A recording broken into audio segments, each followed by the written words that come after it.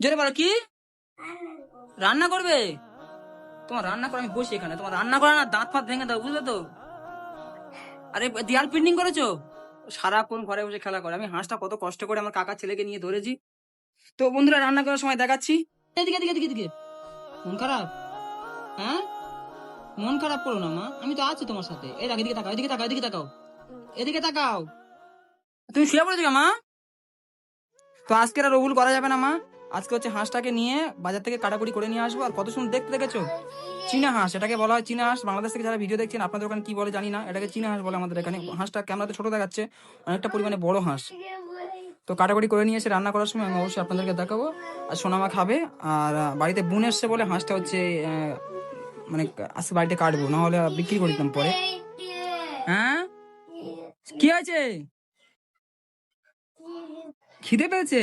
ও বলছে আমার খিদে পেয়েছে। তো ঠিক আছে, আজকে হাঁসটা বাজার থেকে কাটাকুটি করে নিয়ে আসবো। অনেক কষ্ট করে ধরে নিয়ে আসলাম, না হলে অনেক কষ্ট করে ধরে নিয়ে আসলাম, না হলে এ আবার পালাবে অন্য কোনো হাঁসের সাথে। সর্বনাশ করে দিয়েছে, আমার বংশের বাতি নিভিয়ে দিয়েছে ওর বউ চলে গিয়ে।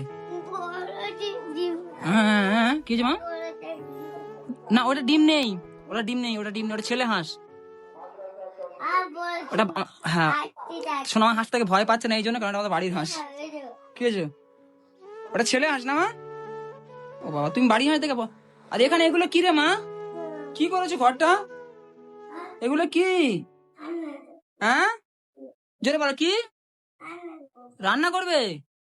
তোমার রান্না করে আমি বসি এখানে, তোমার রান্না করে না দাঁত ফাত ভেঙে দাও, বুঝলে তো? আরে দেয়াল পেন্টিং করেছো? সারাক্ষণ ঘরে বসে খেলা করে। আমি হাঁসটা কত কষ্ট করে আমার কাকা ছেলেকে নিয়ে ধরেছি। তো বন্ধুরা রান্না করার সময় দেখাচ্ছি।